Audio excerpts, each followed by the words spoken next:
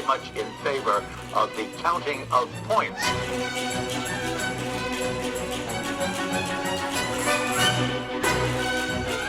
Does it work for you? No.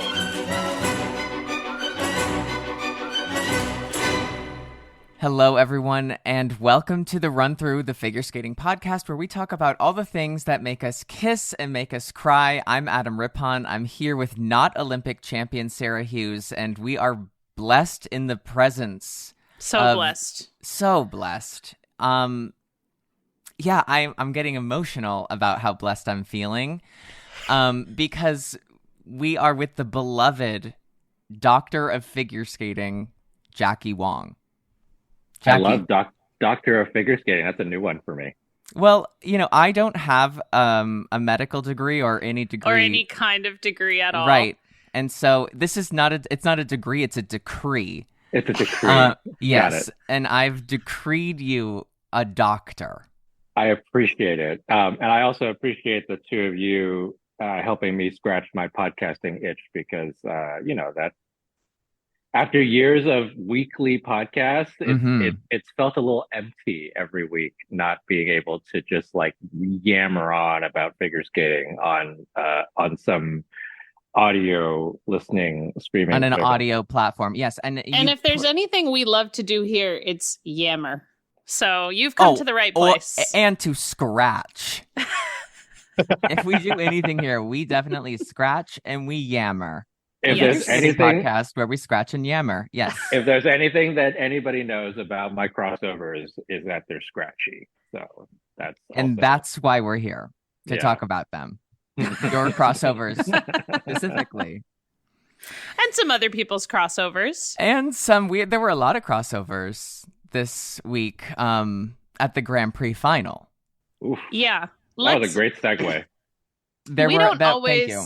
We don't always do this, but I do want to say, given the magnitude of the Grand Prix Final, congratulations to Kaori Sakamoto, Ilya Malinin, Madison Chalk and Evan Bates, and Minerva Hassa and Nikita Volodin. Those are your winners of the Grand Prix Final if you didn't watch this weekend. So yes.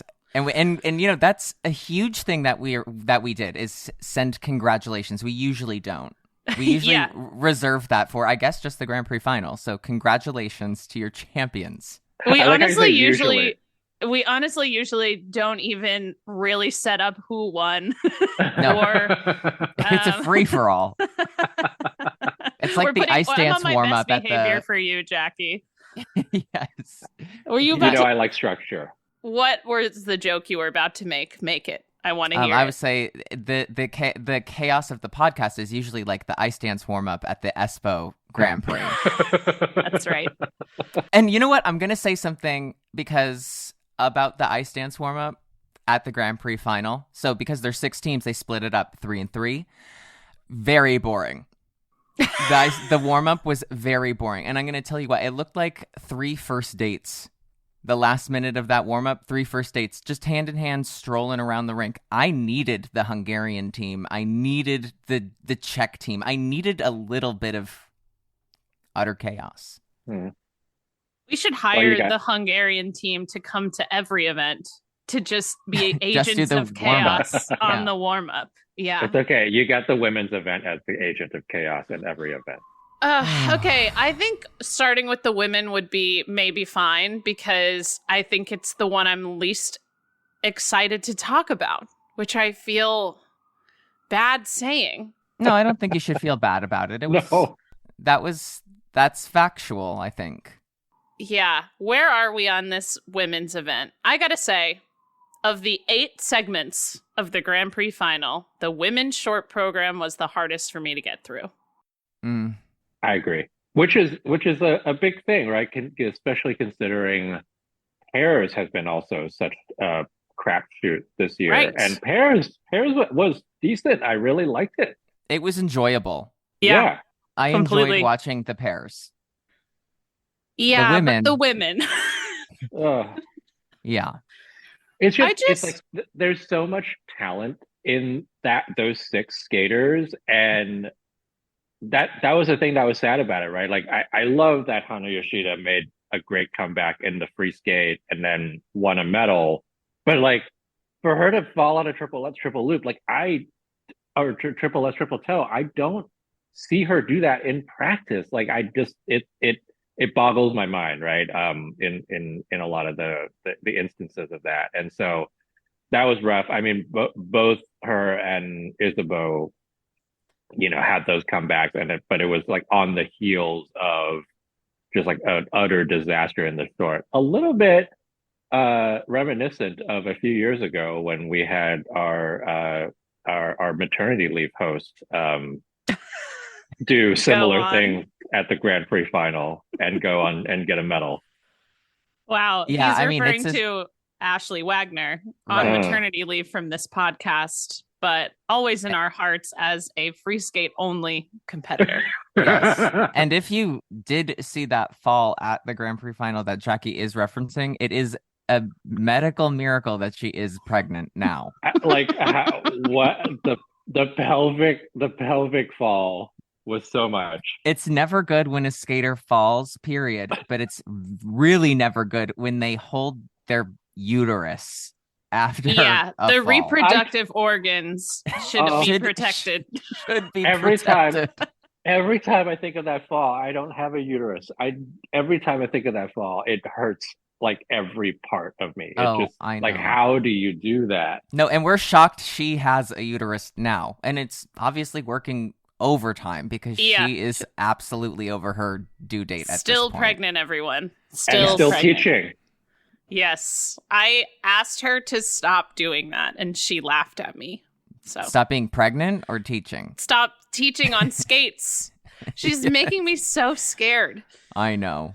Well, she's unlike the women in the short program. And let me tell you, I'm not scared. That's the problem. I was thinking about this, especially in the short. The long, there's some variety. They have some different identity in their programs. But in the short, I just felt like, what am I waiting for in this segment? What jump can I not wait to see? Hana Yoshida's triple axel.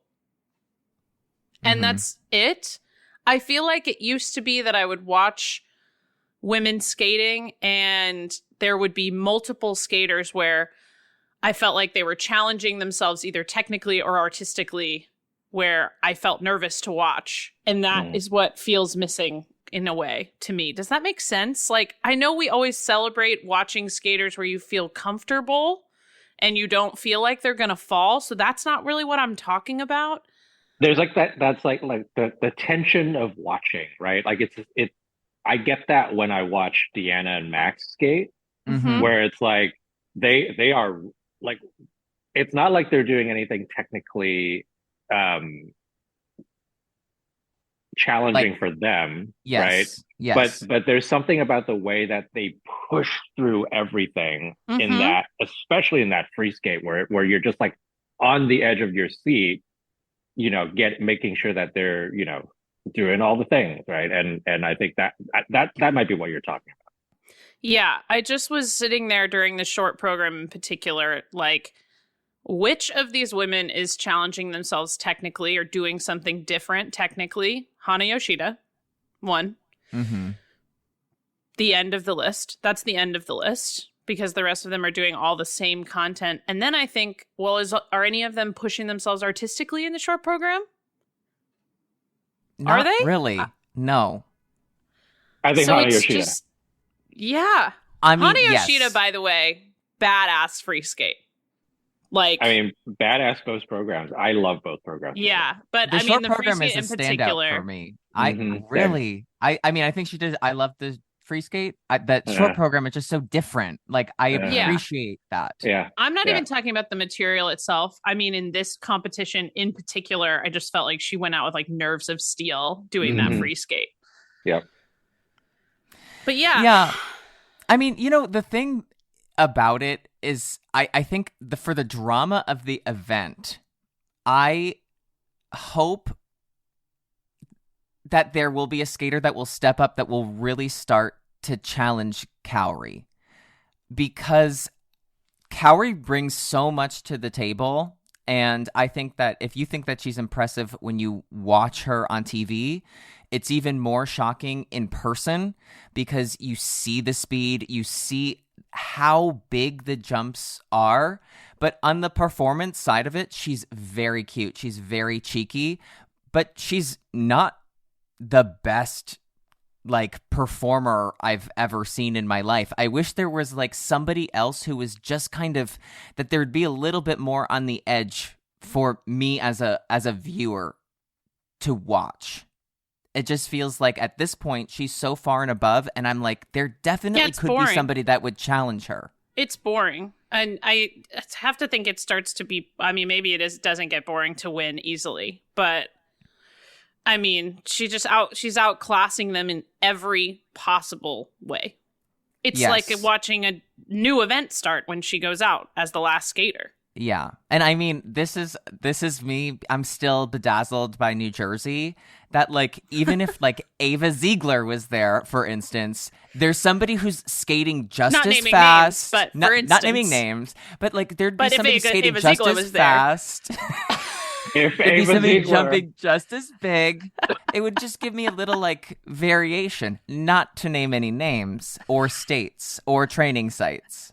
if Ava Ziegler can figure out how to not explode on her jumps, yes, I think she's got a lot, but I think the person that I would put in that camp is actually Amber Glenn.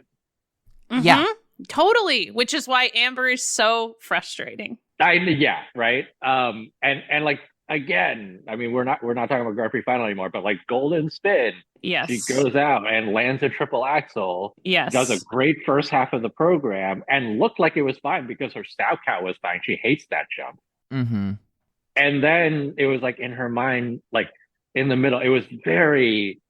I keep referencing this. It was very 1995 Nicole Bobeck World Championships free skate, where she had a phenomenal first half, and then it was like the slow section, and she was like thinking about it. And you could like see it just kind of like unraveling in her head, and all of a sudden the rest of the program was like gone. Same thing with the Golden Spin, it was like she was like, oh, I did it again, and like, oh no, Skate America was like that, and then it just like. It was like rolling in her mind. The wheels started turning. And I'm hoping now that she's had 2 experiences of that, third time's a charm. We'll get a good one at nationals. I really hope that's true. Because I agree with you that if there's a skater in the world who, when they're on, technically can also skate up performance-wise to the likes of Cowrie, it is Amber Glenn. Yep. Yeah. I would even make the case. No, Jackie, please continue. You're the doctor. No, but like no, but like if you're talking about the like speed, the aggressiveness and all that, that is Amber Glenn skating. Yes. I would even go as far as I love Luna. Love Luna Hendricks. I think if Luna were to go and get a program by like a Lori Nickel or a Jeff Buttle or something like that, it would bring her caliber of skating up like tenfold. I can just think of like somebody like Lindsay, who's still like developing, Lindsay Thorngren, but she has great programs that are like above her skill level, and she has to, every time she skates them, like skate up to the level of choreography. And I really feel like it would bring Luna into like a new stratosphere where Cowrie would really be challenged because Luna could handle it. Not that there's anything like wrong with her programs. It's just like these would be the best choreographers. Some of them are like the best of all time. How do you get better than a Lori Nickel when she's got her heart in it? Yeah. It's her comfort zone, right? Adam Solia knows what he's working with Luna and gives her that. As much as he's trying to go in certain places, it's still comfort zone for her. But like if you had like a Shay do an edgy program for Luna, it would come from a very different mindset and angle than Adam does, right? So totally. And then maybe she would feel less threatened by Nina Pinzerone. The youngest skater of all time. Yes. I think Nina might feel more threatened, which that she could do. Every time I watch Nina, I go, she has the same straight legs that Elena Glebova had. Oh, wow. That's a throwback. I love that. Sarah, do you know who Elena Glebova is? Only from you talking about Elena From Glebova. Estonia. Yes. Elena Glebova from Estonia. She's the only skater to do an entire career and never bend her knees. Wow, that's amazing. It's incredible. Good for her. I mean, she also had very long lines, which helps with the. No, she was gorgeous. She was doing triple toe every event. Never bent those suckers. Never bent her knees. Never bent her knees. She didn't need to. You didn't need to. I probably should have bent my knees a little less. Maybe I'd be still skating. I wouldn't. I'm going to tell you something. I watched Ice Dance this morning. I watched Nick Sorensen. 34. We're the same age. I went skating yesterday with my friends at a public skate. I can't move my neck. And it gave me a whole new level of respect. What were you doing with your neck? Nothing. What were you doing with your neck? Well, I had public skate. I had friends with me who didn't know how to skate. They still don't, by the way. So it's not a miracle to go with a professional. I thought you were going to tell me that they didn't know that you were a figure skater. No, they knew, but you'd never know now because I cannot move my neck.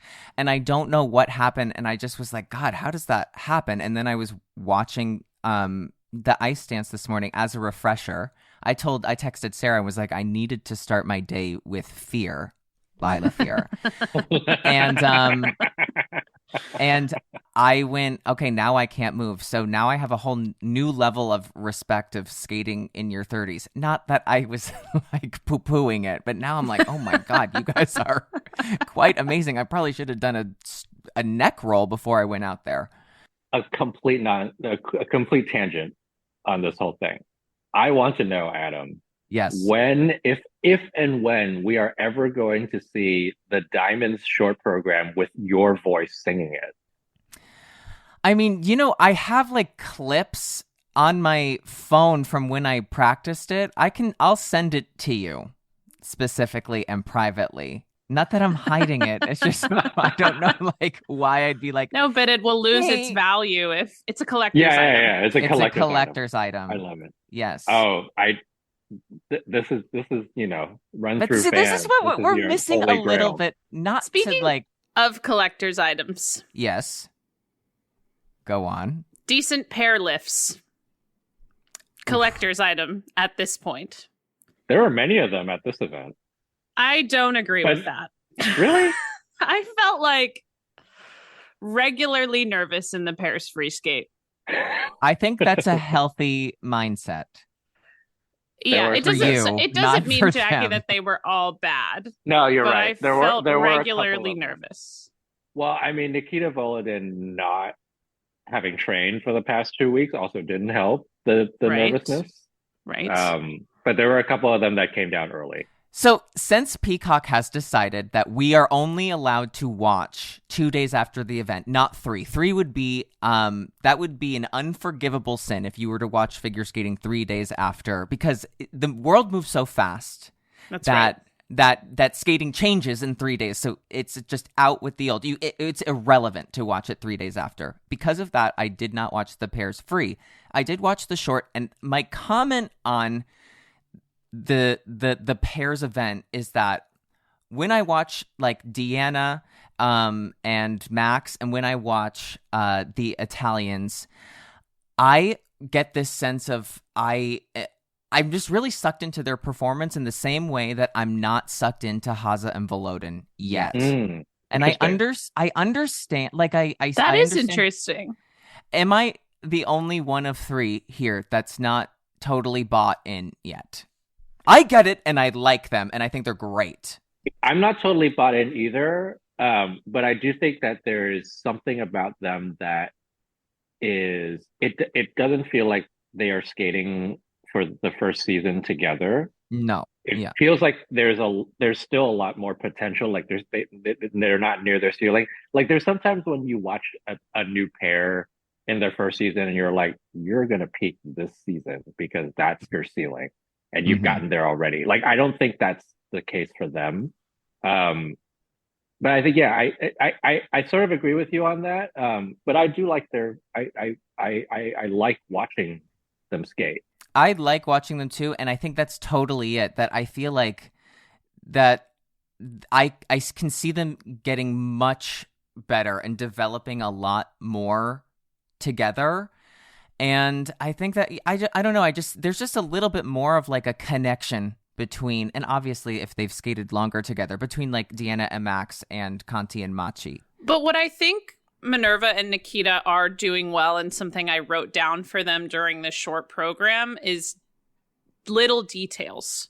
Mm-hmm. Their hands are always in the right place. Their posture is always right. Their shapes are usually right. Their spacing is usually right. Like, they have managed to, even while they are still maybe building a connection between them, they have managed to add a lot of little polished details that made a difference in this event to me, I think, especially when you watch like Deanna and Max sort of like death by 1,000 cuts with little GOE issues over and over again in their elements. Yeah. That little extra amount of polish made a difference. Yeah. When you said polish, Yeah. I immediately thought, I think she meant Polish, and I went, but they're German. And I know that has nothing to do with what you said, and I am so sorry. Let the record show I did not mean Polish. I went, do you mean Polish? Those polished skaters. Those polished skaters.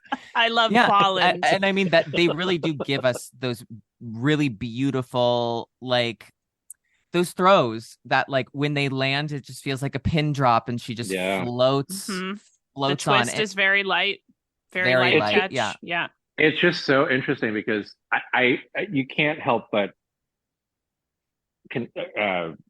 like compare them to Hasse Sigurd because that was the last one that we saw, right? And Hasse and Sigurd, as much as I liked them as skaters, as people, right, there was an element of they were connected, but in a less mature fashion, and they never improved upon that. And when I saw Hasse and Volodin the first time, I was like, wow, this is like already at a different level of maturity and choreography than Hasse and Sigurd was, even though they didn't have the connection that Hasse and Sigurd did, right? And so that was an interesting kind of revelation to me. I did not expect that when I first saw them. Mm-hmm. I mean, I think when I see them, I get really excited for what they'll look like next year. Mm-hmm. Just because of the success that they've had, even just so far. They're obviously, I think now, absolutely a favorite for a medal, if not the world title. And I think that confidence, it will like pour over. I think the rest of the season is going to be interesting because this was the first time I really felt like I was more engaged. When I watched them for the first time, was their first event Cup of China? I think it was. Yes. The Finland Grand Prix. Okay. But when I watched, them and that in their first event, I remember thinking like, oh, they have a lot of like potential. That was like nice. And now I'm starting to I'm coming to terms. Not that I needed to come to terms with them being one of the best team in the world. That's a real thing. Is like when it's a new team and it feels a little out of nowhere for them to be winning events. Like there is part of it that is like you as a viewer mentally getting your head around someone being a winner. Purely emotionally, how I feel emotionally. They're doing some of the best elements in the world, and I'm like, I don't know if I'm emotionally ready for you to be doing that. And every time I watch them, Jackie, I've said it on this podcast before, and I'm gonna tell you that every time I watch them, I go, Aliona Shevchenko is sharpening Robin's skates right now, and she's getting him fitted for a costume, and she's gonna show up at a competition. I know it. You are not the only person to have that theory. Aliona Shevchenko also has it. Yeah, exactly. Let's get Jackie back into his comfort zone, which is some rotation calls in the men's event. Jackie and I were texting a couple of days ago about this men's event, and we both had sort of, I don't know, deflated kind of feelings about it. Like, and Adam, you said almost the exact opposite to me. So I'm going to moderate a debate between you. Jackie, tell me about the feeling that we were talking about over the weekend. So after what was a really good short program, with the exception of Adam Shao doubling his Lutz, the free skate was just like, I didn't really feel as like there were too many little and major errors that I was like it was a bit of a letdown. That is to say that the short program put the bar very, very, very high. And the free skate is, much more of a minefield, but like, Yuma doubling his sow, and I was just like, of all the jumps, that's the one that you did. Like it was an overcorrection or an over expectation of what that event was going to be like, and that was sort of where the deflation came in, I think. I think I was still riding the high of the short program, and I was willing to forgive what happened in the free skate, because I think, yes, that was a bit disappointing when Adam Siohimfa doubled that quadruple Lutz right in the beginning, but the event as a whole, because even when he doubled that, he comes around, he does a quad triple, so he didn't ever let anything go, and I felt like that short program event as a whole was like one of the best men's short program events I've ever seen. Agreed. And it was just across, everybody brought something a little bit different, that's what was so exciting. That's what's so exciting for me about the men right now, is that everybody's bringing a little bit of themselves. They're truly bringing themselves out to the middle of the ice, and we get to see like, what are they going to bring? And the layouts are different, and the content is different. The strategy is different from everyone. The opposite of what the women are right now. Right. Yeah. Completely. And also has been, right? Like we've been treated to 15 years of triple Lutz, triple toe, triple flip, double axel layouts. Yes. And right. Here we have like a whole slew of, because they have quads to choose from, quote unquote, right? That we have a whole slew of different kinds of layouts that you could see. God, I wish I had quads to choose from. I know, exactly. Not with this neck, not with my tech neck anymore. I think what made me feel, I actually mostly enjoyed, let's talk about the free skate. I think we all agree the men's short program was awesome for the most part. But the free skate had more small errors, like Jackie said, and large errors, like when the ghost of Anna Pogarilaya took over Kevin Amos's body. Those were some falls. Those were falls. Splattering falls. Yeah. That ghost is real. Yeah. And she'll knock you onto your uterus. She doesn't come out all the time, but when she comes out committed. Hard. Oh yeah. As she did. And wait, even just to go back, 15 years of triple Lutz, triple toe, triple flip, double axel. But we were also given characters. We were given story, and we were given like the drama. Whether you're back on the women right now, right? I am back on the women. And we have the characters. Like, we have the characters in the men. Ilya is a character. Shoma is a character. Kevin is a character. Like, I am so invested in each person's like own universe that that's what makes the men so exciting to me. Whether they fall or land. I hope they land, though. I think what made me feel like at the end of the event, and I don't want this to sound like I'm criticizing Ilya Malinin, but Adam and I had a conversation on this podcast last week about artistry and athleticism. and how it feels like if Ilya does the jump content that he did at this event, I don't know that anyone can beat him. And that is sort of deflating to me. Mm-hmm.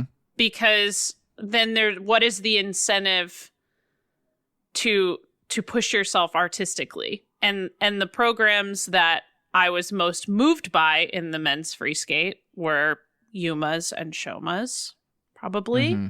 Maybe Yeah. Adams, and like it's so I don't know. There's something a little deflating about that where, you knew 2/3 of the way through Ilya's program that Shoma had no chance to win. It goes back to the whole idea of the technical score basically not having a ceiling, even though it does. Technically, it does. Mm-hmm. But the ceiling of the technical mark is so much higher than the 100 points that you can get for your components, that it, like, to that point, right? Like, there was a time when you could kind of make it up, like, Right. even when that whole thing happened. But like it's not unlike, I think, Olympic season and Trusova having however many ever quads there was. Had Trusova been clean, it would have been that kind of same thing, where it's like, no matter what anybody else had done, like, she Right. just had the technical was just so much higher that it didn't really matter.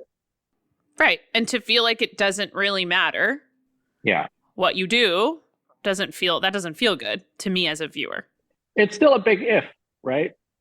For Yeah. Ilya to land 6 quads in his program. Of course it And is. Of course it is. But I wouldn't. But the thing is, like, I'm never going to root against a skater or want for him to not land all of his jumps. Like, I want everybody to skate clean and do the best that they can do. And so I think if I'm rooting for that, then what I realize is I'm rooting for a world in which no one else has a chance, which is sort of like, that's not fun to watch when Aren't you know you what's going to always? happen. Always rooting for a world where no one has a chance. Your I'm rooting daily for a world mantra. where no one can win. Every morning you wake up, you look in the mirror, and you go, "No one has a chance." Good morning, Sarah. But this is a different kind of problem than the problem that we had 13 years ago, when Patrick Chan had 2 consistent quads in his program and was like, if he skated absolutely perfectly, there's no way anybody could even be close to him. It was that. Mhm. I keep going back to that moment, as that was the moment when really the quad revolution in this era of the judging system, Franklin, in this era of the judging Franklin, system, guest of the pod, Jackie's dog. exactly.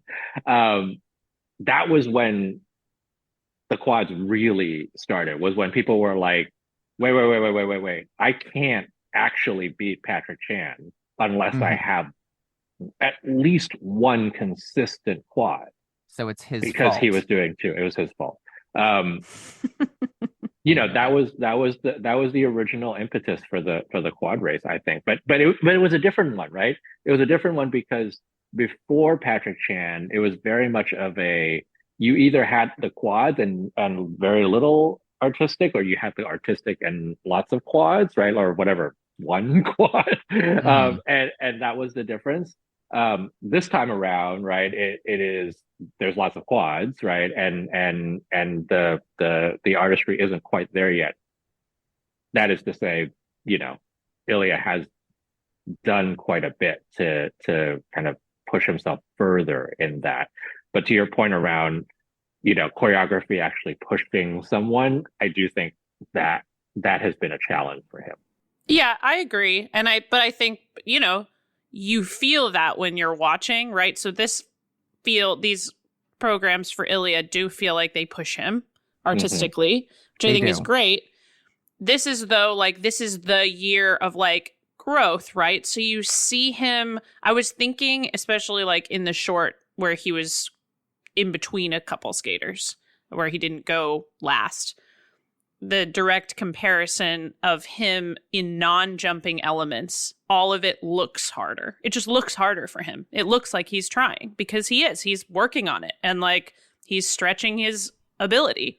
So it looks more labored. It looks like work in between the jumps, and that, you know, eventually the goal is for it to not look like that. Yeah. I mean, I totally agree that like when he's out there, you can obviously, I think from this year to the season before, you can tell the amount of work that he's put in to becoming a more proficient, professional looking skater. And in the short program, I think that the short program is a great vehicle for him to kind of improve upon that. And in the free skate, when I watch it, these are the best 6 skaters in the world. It was like obviously the least mature skate. He looked obviously the youngest. He looked obviously the greenest. And I think the hope is that with this technical like content that he has, I hope that when he goes, back home to prepare for these competitions, that he will go home and he will work on this stuff in an effort to make himself bulletproof. If he could make himself bulletproof, the spins would be better. He would be more engaged in the performance, so that, as a viewer, I think even to like an untrained eye, not that my eye is trained, but to the untrained eye, I think, you can see he looks the youngest out there. Like he just looks like he has the least amount of control of his body, especially when you look at somebody like Shoma, who, I mean, he could hypnotize me into doing anything, I think, if he trained himself in hypnotherapy. Which he crime He spree. should think about it. Yeah. Yeah, well, and like to the point about becoming bulletproof, like he is, and Adam, you can speak to this a little since your neck won't move right now, but Go on. You can't guarantee that you'll never get injured. You can't guarantee that you will always be able to jump exactly the same way as you jump now. So the artistic development makes you more bulletproof as time goes on if you run into speed bumps like those too. It's not just that it makes you a better, more well-rounded skater now. It's that later on, you might want that because you might not be able to do 6 quads in a program. Even if I'm thinking of like somebody like a Patrick Chan was never like, you never looked at him when he was younger and you were like, oh my God, the technical content of this guy is like, he's going to blow up. It was always, oh my God, the skating that this guy does is crazy. It's on the edge. He could fall on every jump and possibly every step. He's that, like, it's that extreme. Like, the skating was so exciting. And then when the technical content kind of was above and beyond what everybody else was doing, it made him bulletproof. He could fall 2 or 3 times in an event and it would still end up 10 or 15 points above everyone else. Thus the origins of Chanflation, which many skating fans were like, why is he still winning? It's literally plain math. Yeah. And also, yeah, it is frustrating when you're like a competitor and you're like, well, he's falling 3 times and I'm not. But when you really just take the jumps out and the skating really was like incredible, phenomenal. It was like the last of an era of old timey skating in a like very fresh way. It was just that was like very special, the way that he could skate. It was you were on edge over everything. I forgot what I was going to say next, but I'm on edge for everything and nobody has a chance. Jackie, I know you have to go soon. I think we've correctly calculated that the discipline you'd want to talk about the least is the ice dance. So Jackie has been known at live events when we're at competitions to go out for chicken tendies instead of watching the rhythm dance. So practice. You need your protein. Dance practice. Yeah. Oh, okay. He's allowed to skip practice. I'm always left at dance practice, and he is nowhere to be found. Jackie, I pat myself on the back. What do you snack on at home when there's no concession stand with chicken tenders for you? It's always it's less about actual solid food and more about making myself espressos. So Oh. Wow. that's been that the Grand Prix final. It's been like 3 a.m. a flat white, 5:30 a.m. a flat white. Oh, you're watching live. And like I Liquid just want people diet. to know that. Yeah, you are watching Well, live. he's I'm live watching. tweeting it. He's Yeah, live tweeting it. I'm watching 2 day. Obviously, like I Yeah, said, NBC Peacock. has a spotlight on me, and they're going 3 days. Adam, you're out of luck. Adam, I need to teach you the ways of the VPN because you can watch it many more days after that. Oh, right, because it's 12 o'clock somewhere, and a VPN will definitely settle that for me. I could go back in time. Or the It's content 12 is o'clock just on not Sunday blocked somewhere. Somewhere. Yeah, exactly. Oh, that. Yeah. Mm-hmm. But where? Indonesia. Almost anywhere. On Peacock? No. No. Like on YouTube. On YouTube, on the ISU channel. Like you can't Oh watch my the competitions on YouTube in the United States because Peacock has the rights. But if you Okay. are if your computer is not quote unquote not in the United States, you can see it on YouTube. That would quote unquote be crazy if I was if I And this somehow was And this was quote unquote a thrill to have you join us, Jackie. Thank you for coming. Thank you for having me. It's great to be able to just like talk about figure skating because that's what I like. You're we love when literally you type. welcome here anytime. Anytime. Yes. We love when you type. We Anytime. love when you talk. Jackie Wong. As long as Thank you don't you. have a maternity leave coming up, you are welcome I don't. anytime. I have none scheduled. Great. Wow. Great. That's ideal for us. Wow. Well, Thank you. have a great day, Jackie. We will talk to you soon. We'll see you at U.S. Championships. Yes, we'll see you in Ohio. Yes. Woo. Ohio. Bye, Jackie. Bye. Thank you so much. Okay. Thought he'd never leave. No. Finally. I went, is Jackie ever going to get off? I can't wait for him to listen to this. No, Jackie does watch the ice dance competition, but I always do give him shit about leaving during dance practices. Which is unforgivable. I agree. I think those are the most interesting practices. No, they're in full costume. Yes, if anything, an ice dance practice is a performance. It's a Yes. 45-minute performance. It's even a more detailed performance, arguably, than the free dance. Yeah, because everything they're doing in between their Is before yes, and after their run through is calculated. completely. Yes. Speaking of calculation, Yes. what are your thoughts? I'm thinking that the universe is back in order. In a way, go on. Sarah, you've thoughts, and I have some thoughts as well.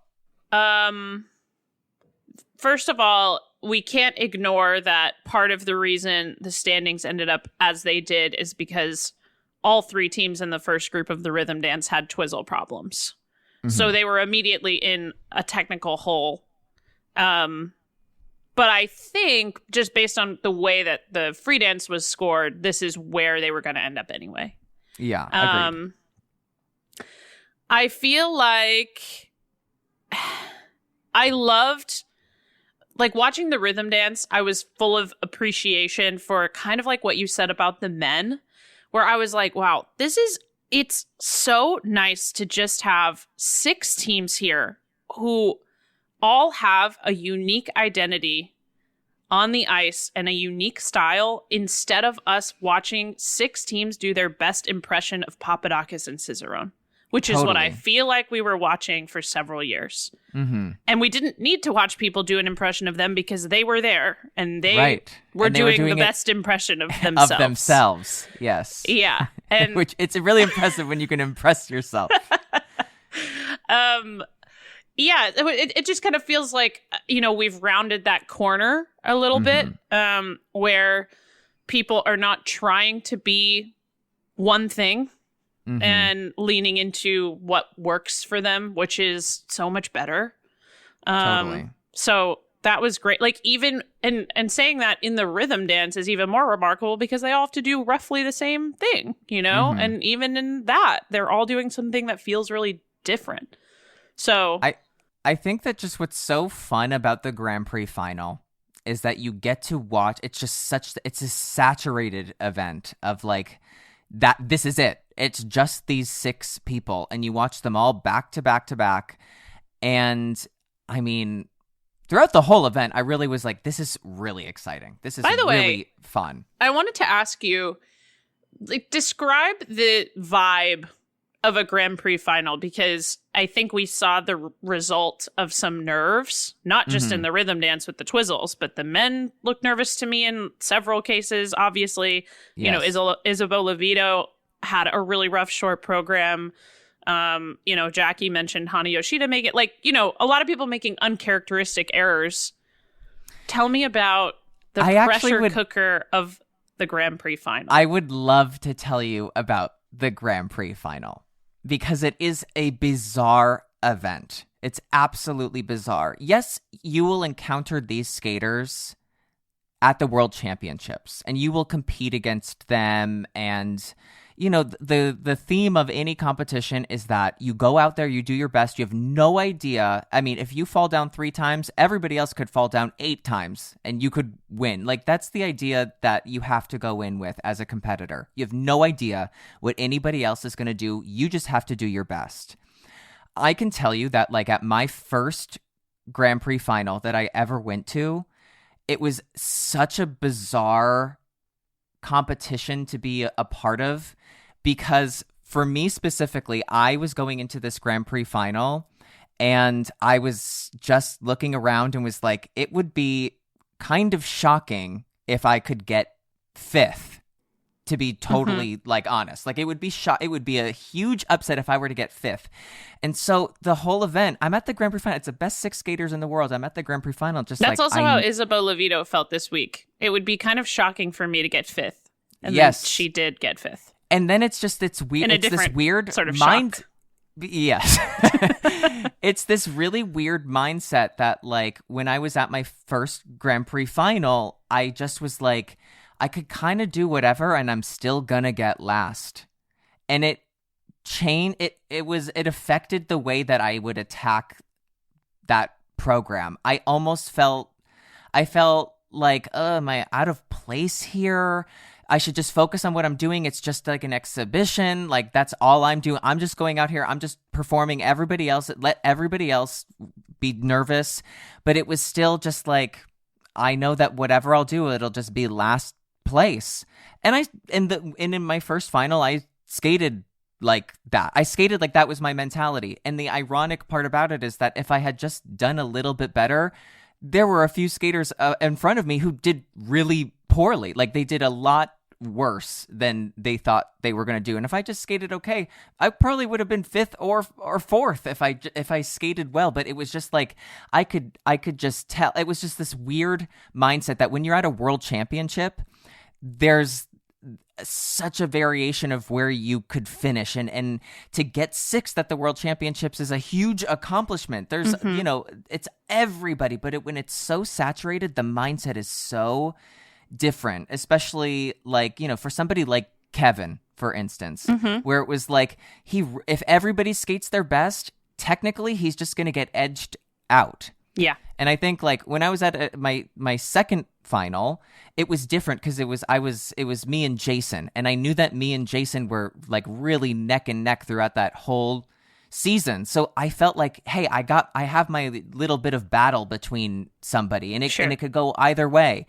And it was a different mindset, but it challenged me as somebody who wasn't competing for a medal to, like, refocus and be like, the only reason you're here is because you have to just focus on your own thing. You're here because you did well at your other events. You deserve to be here, but, like, focus on your own performance, not the whole grand scheme of things. Because no matter what, all of these skaters have a bit of an ego. And if you're 6th at the Grand Prix final, that is amazing. It's absolutely amazing. I mean, like, look at like Lejoie and Lagarde. They're absolutely phenomenal. 6th at the Grand Prix Final. And there's this devil in the back of their head that's going to go, well, you got last at your last event. Right. 100%. And so it's just ultra saturated.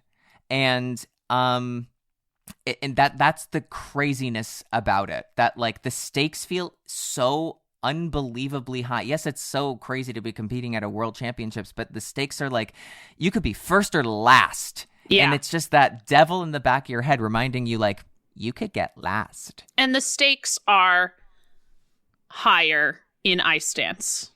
Totally, yes. Because of the way that scores matter throughout the season and results matter throughout the season in ice dance. It just feels like the stakes are the highest in the final. So yeah, I feel like I was disappointed for the first 3 teams that had twizzle issues, but in general, I thought the rhythm dance was really fun to watch. I'm just assuming that the twizzle problems, like that Barbara Fusar-Poli cursed the first group after what she did. They did to her team at NHK. She did, yes. That is what I felt like was happening. Yeah, I think, look, I know I'm looking. that Maddie and Evan are not everyone's first choice to win ice dance, Grand Prix Final, Worlds, whatever. I know that. But I do think, and, we were watching them this weekend and talking, there is some air about Maddie and Evan's performances and some quality to the material that elevates them. I'm talking slowly because I'm having trouble putting my finger on exactly what I want to say.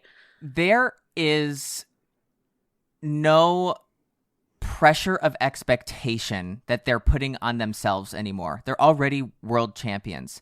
And so there's just this almost serene level of energy that they give where it almost feels like they're allowed in a way that the other teams aren't allowing themselves to go out and just enjoy themselves. And it seems so intimate, like that choreographed section where she keeps grabbing her foot in a different way and going in the free dance and going over Evan. It just feels like, well, and that's something that I wrote oozing. Yeah, that's something that I wrote down while watching them, was like, they are never not doing something interesting. Never. They're never setting up for something. They're never getting ready for something. They never even give you the feeling that they've just finished something. They're always doing something. I don't know if that makes sense, but there is it does. There is no dead space in this free dance at all. And even in the rhythm dance, they come off as, like you're saying, such confident performers. Like they know that they're going to win. And you could criticize that. But there's also something about that kind of confidence that comes through, in the way that you feel as a viewer, and I'm sure in the way that the judges feel as viewers. And, arguably, I feel like they could continue to skate this same way. And if a team edges them out, I wouldn't affect the way that I view them. I view them in a way where I just feel very like I enjoy what they're doing because I can see that they are enjoying what they're doing. And I think like when I watch someone like Piper and Paul, I feel like, oh my God, I'm watching this team that they're on this cusp of like they will break through or they won't. And I almost can see that happen in their mind. I can feel like they know that. Yeah. And I feel like when I watch Guignard and Fabry, I feel like they also feel like they don't know where they stand, especially after the NHK results of like, am I going over the hump? Am I being, yeah, and you know what? I want to say, by another team. I want to say, I think that pure skating wise, probably the strongest teams in this event are Guignard and Fabry, They really impress me, I will say, especially because it is so saturated. They impress me with like the quality of their skating. Go on. Yeah, Guignard and Fabry, and Piper and Paul at times, and Marjorie and Zach. Just I would agree. In need of further, obviously in need of further maturation for Lajoie and Lagat, and also there's partially like some politicking of waiting your turn and you're the third Canadians, and that's fine.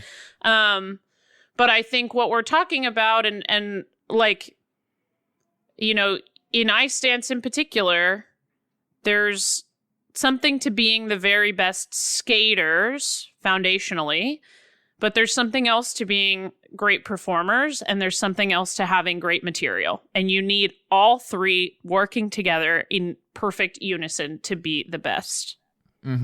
And Maddie and Evan are great skaters. And they, because I think they're, you know, a little more relaxed, like you're saying, they're clean, you know, they're keeping things clean. And, yes. you know, we could sit here and I'm sure that there are people listening who would sit here and say the levels are too high and the, you know, GOE is too high. Maybe. But should it be so low that they should be losing this event to somebody? And if so, who should they be losing to? And I'm like, you know, I'm interested in what people think of that. I feel, I mean, look, this is all, ice dance in particular is like, they're all doing the same technical content. So it's all very open to interpretation and preference. And I'm open-minded that, you know, they may not, I don't know what I'm saying here. I'm just like, I understand what you're saying. And that's all that matters, is that I understand. Yeah, the only person that I'm talking to is you. Literally. You're literally the only other person on this Zoom call. Yeah, Jackie's not here to save you anymore. Jackie's gone. Come back. Yeah, I just think, you know, I think I'm on this tangent because I've seen chatter online where people are not happy with their success. And I think my question for people is who should be winning this event and why?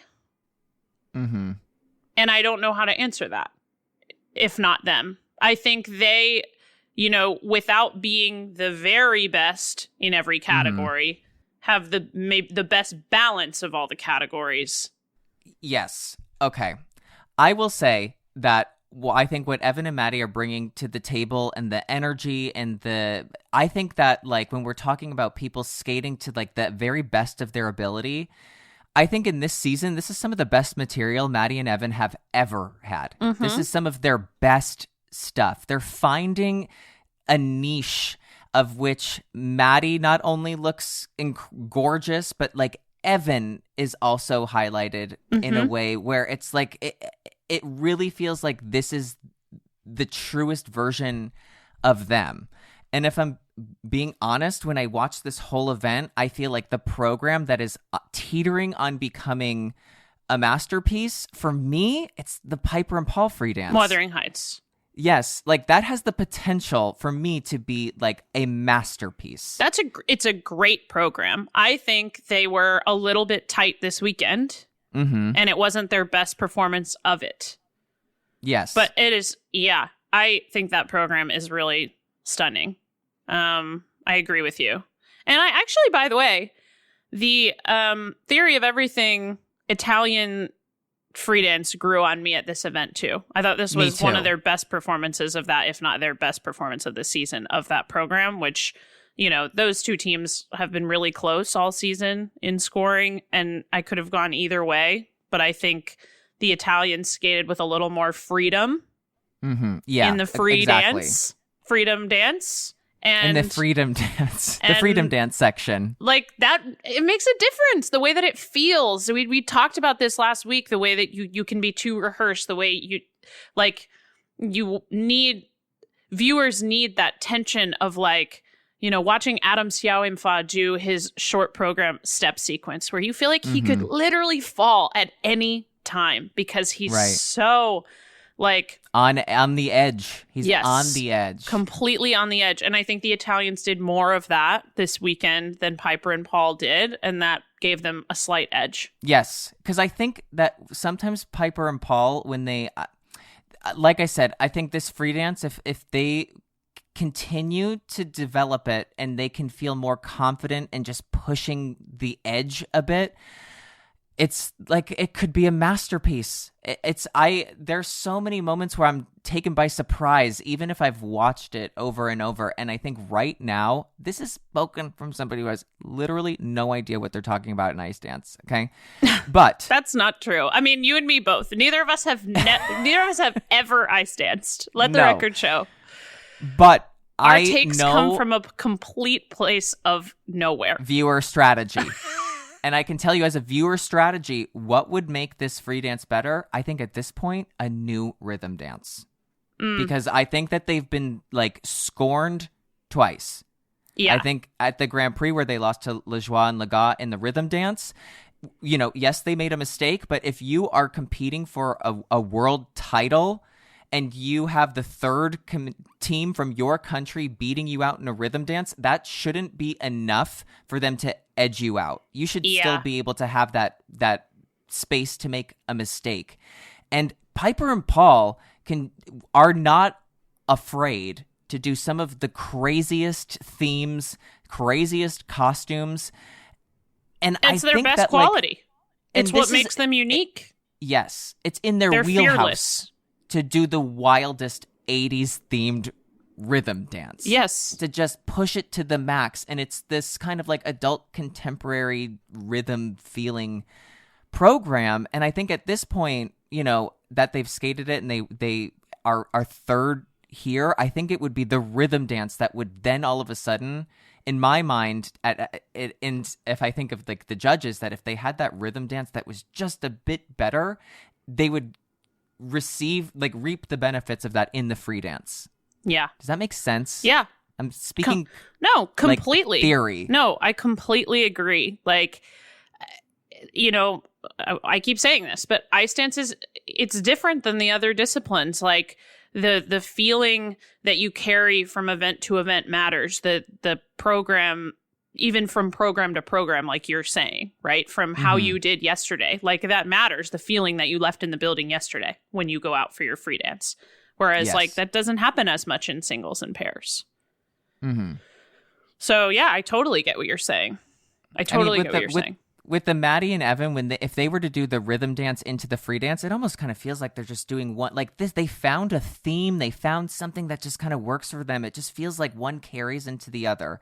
With the Italians, they're showing you two completely different versions of themselves. Mm-hmm. They are two drag queens from Riverside, California, performing in the rhythm dance.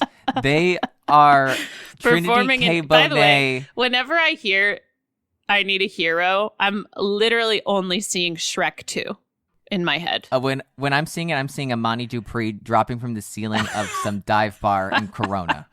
That's what I'm seeing.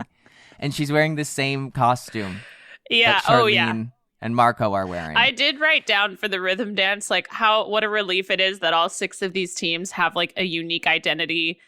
I don't know what the Italian identity is, but they do have one. Chinchilla. I mean, the identity Chinchilla is their chinchilla. It's identity. witness protection. That's the identity. Is Barbara witness Fusar-Poli protection. is the identity. Oh, a million. I mean, their identity is being Italian. Is that you are dramatic in whatever you do, whether it is I Need a Hero or it is the theory of everything. You'll bring the same level of gravitas to it all. Yeah, and I really do think, as somebody who's watching as a fan, who's thinking of strategy, I think that if Piper and Paul could go to the drawing board and think of like, what is something that I can do that's just going to blow the roof off in the rhythm dance?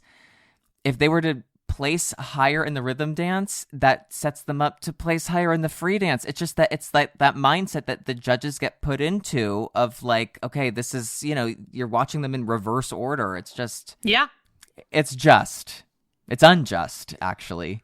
I'm still thinking about my own question where I'm like, okay, who should win if not them?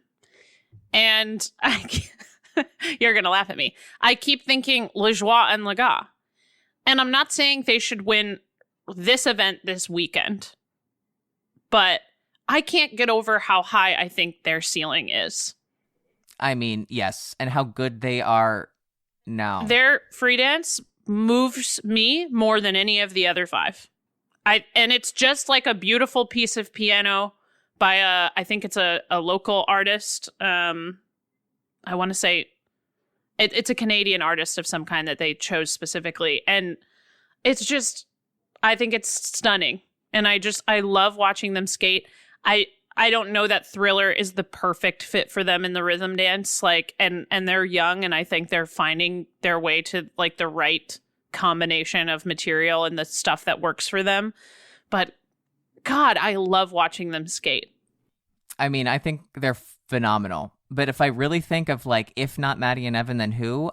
It should be Piper and Paul. They are on the cusp. Yeah. They are on the cusp. And it's just like, can they push through? Can they just edge out? Like, they're giving it all. And it's just like there's this wall that they haven't broken through yet. And they can. And I really think that like that's for me who I'm like, who if not them, I think of Piper and Paul. Do you think Piper and Paul should have won this weekend? No, I don't. And I think that the results were what I would have placed them in. And I think because in the rhythm dance, I'm not moved, and I don't really feel I'm not like totally inspired. This is so lack of a better word. Like all these teams are truly like phenomenal. Of course. But like I think that Piper and Paul's rhythm dance is like holding them back in the overall score. Because like I said, I really that their free dance, when they do that, when Paul comes from one side of the rink and then they do this like curved lift and he takes the opposite curve. Yeah. It's really encapsulated everything that they do that other teams aren't doing. Yeah.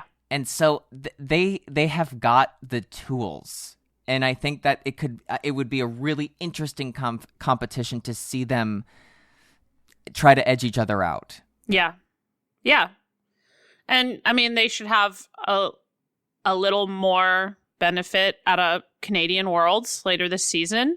But I don't want them to have to need that. Yeah, like, I totally agree. I totally agree. But I think like Worlds is going to be a great competition. I hope. I mean, wow, we've talked about ice dance for a really long time. I know. But it's it's the one that you can sit and debate the most because, like I said, they're all doing the same technical content. It's probably the most fun to debate. Totally. Because, it's the just most preference. subjective. Yes, it's the most subjective. What's not subjective was the skating draft this week. And now that Jackie's not here and it's just an intimate talk between you and I. Uh-huh. Oh, and I'm feeling very intimately close with you right now. So I did post what the draft was on the Run Through Podcast Instagram page. And I'm going to say that there were a lot of believers in Ashley, in what Team Ashley was putting out there. And were those believers rewarded? As they shouldn't be, they were not. They were discouraged. They got what they deserved. Yes, last. They got last. And so what we decided was that, there are 6 people or teams in each event. So as I was struggling with the math, because I was going 2, 4, 6, 8, 12. Yes. I was skipping 10 Yeah. while I was counting by twos. So what we did decide was that a first place would be 12, second would be 10, third 8, and so on and so forth, so that we could see a lot of movement in the standings. Mm-hmm. It was not to the benefit of Team Ashley. Bummer. Damn it. Team Ashley came away with 50 points. Okay. I don't know how to compare that without knowing how many points the other teams got, but congratulations on your 50 points, Ashley. And Congratulations. her fans. To the Ashley fans around the world. Congratulations. The Wagoneers. The Wagoneers. Team Sarah.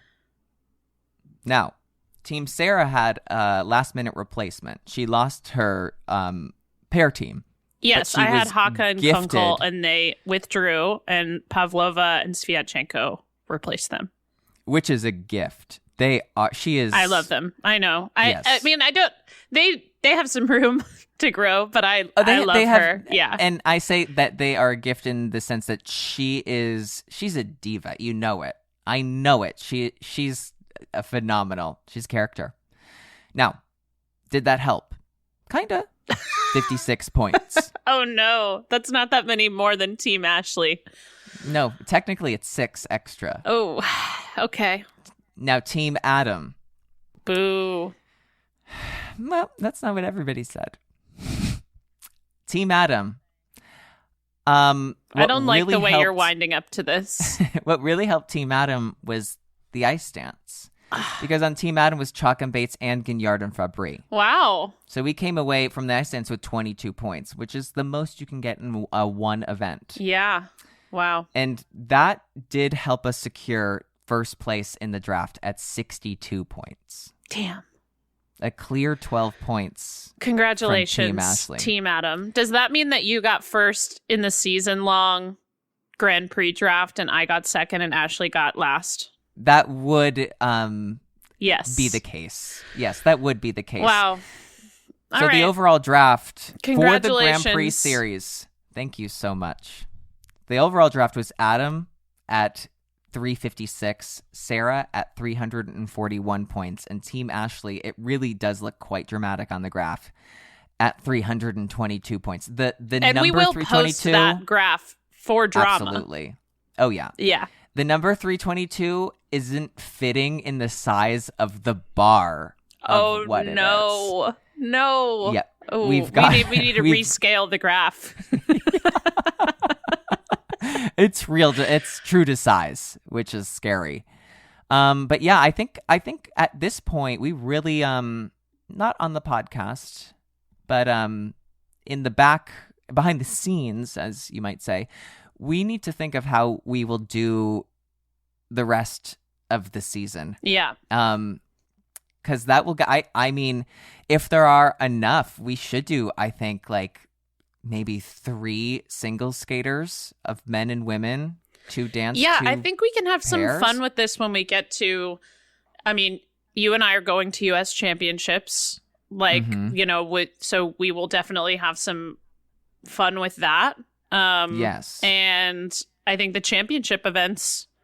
There's huge fields for those, so maybe that's a good opportunity for us to, get some more teammates together on Team Glen agree. Heights. And on Team I don't know if we Adam's have a Apples. team. Adam's Apples. Maybe that is the team. I thought my one idea for a team name was Young You, Old Me. Oh yeah, I forgot about that. I think that's a good one. That's a good one. I was trying to think of like what's the opposite of my name because Young You is so clear. And Ashley's Young, old, team name is Young You, Not Interested. Not interested. Oh God! Wait, okay. She really is a force on this podcast. I have one more thing I want to talk about from the Grand Prix final quickly. Please. You could call it You're a being fiercer timed. flutz, but I think Okay. I would just call it a flutz. If I have to watch one more pair throw, step sequence, anything from a sky cam, I'm going to lose my mind. Every time my that sky God. cam came on, I went, "Who is this for?" Who is it for? It's for the birds. It's for the birds. Awful. Awful. Disgusting view. Literally, and to do it on step sequences is unforgivable to me. And that No. happened repeatedly. And there was one where there was like a pair throw. And I was like, why would it help me to know what this What like this looks like from the above? sky. No, it Awful. never. Awful. That I think if the this ISU is listening to this, if you've been listening for an hour and 20 minutes and you're hearing me, get rid of it. You. Get rid of it. Viewers deserve to see what the judges are seeing. It's the only way that you can feel like you're part of it and that you can feel like you can make your own. It's like the whole debate we just had about the ice dance event, right? We can have that debate because we're watching mostly what the judges are seeing. And we can make our own assessment of what we think, whether we agree or not with what they do. Like, to give viewers a view that no one else has, for what reason? No, there's absolutely no reason. Also, as a skater, you're performing out to the audience. Why can't we get that on camera? Right. As an audience member, I'm not sitting on the Jumbotron looking down, going, God, I wish this was a camera angle. Right. And you as a skater are not looking upward at the Jumbotron, performing to the bottom of the Jumbotron. No. And if you are, it means you fell on something, and that's not good. It's not good if I can see your face from that angle, but I'd like to. You know what I'm saying? I'd like to see your face, but it wouldn't be good if I did. I just could not get over that. It not only, it robs the viewer of being able to appreciate what the skaters are doing in a lot of instances. And that is a robbery of the skaters themselves that people don't get to see. It's thievery. Yeah. Ugh, I hated that camera so much. I just could not understand. And that is... Yeah, every time it panned to that above angle, I was like, this isn't for anyone. I would it's for tune the out. It took me out of the program completely every time. Because I'd be so mad. Furious. Yeah, I am still You're mad. still so mad. That's your true. fists are bald at this point. And you're looking at me holding a knife. And I'm going, put it down. It's a pen, but yes. It's just a camera angle. Yeah. So farewell to the Grand Prix Final Skycam. You won't be missed. No. And also farewell to all the skaters of the Grand Prix. Yes. Not farewell. It's a goodbye is just another way of saying hello. Yeah. Is it? Yeah. Aren't there some languages where you say it the same way, like hello and goodbye? Aloha. Yeah. Aloha. Ohana means family. And aloha means hello and goodbye. Yes. And that's what we're saying to all of you. Yes, aloha. Aloha. What a Grand Prix series it's been. We're going to still continue doing the podcast in general. Yeah. We actually have another special guest planned for next week, and we actually have this one planned in advance so we can say it's happening. But we're not going to say who it is. No, we won't. But it will be very exciting. I think the soundboard needs to come out for that one, for that guest. Oh, yeah. Not that it didn't need to come out for Jackie, but this one is a bit special. Oh, yeah. Not that Jackie wasn't special. No, Poor Jackie's Jackie. very special to us. And we are so thankful for him coming on. And we're thankful to all of you for listening to us talk about this for, well, 3 some hours. might call it a long time. Right. Some might. And we would. And so to Jackie, we say thank you. To Sarah, I say thank you. To Adam, I say thank you. Thank you. And to the viewers, I say aloha. We will see you next time here on The Run Through. Thank you so much for listening. Bye.